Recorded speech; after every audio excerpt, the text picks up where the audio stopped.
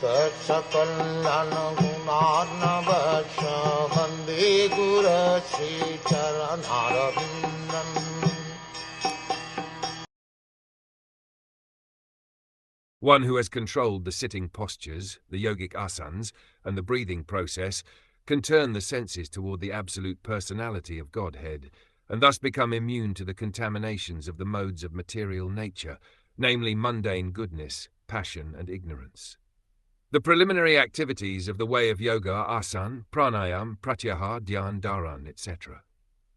Maharaj Dhritarashtra was to attain success in those preliminary actions because he was seated in a sanctified place and was concentrating upon one objective, namely the Supreme Personality of Godhead, Hari. Thus all his senses were being engaged in the service of the Lord. This process directly helps the devotee to get freedom from the contaminations of the three material modes of nature. Even the highest mode, the material mode of goodness, is also a cause of material bondage, and what to speak of the other qualities, namely passion and ignorance. Passion and ignorance increase the material propensities of hankering for material enjoyment, and a strong sense of lust provokes the accumulation of wealth and power. One who has conquered these two base mentalities and has raised himself to the platform of goodness, which is full of knowledge and morality, cannot also control the senses, namely the eyes, the tongue, the nose, the ear, and touch.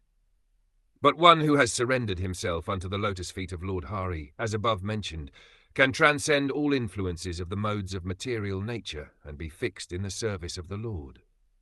The Bhakti Yoga process, therefore, directly applies the senses to the loving service of the Lord. This prohibits the performer from engaging in material activities.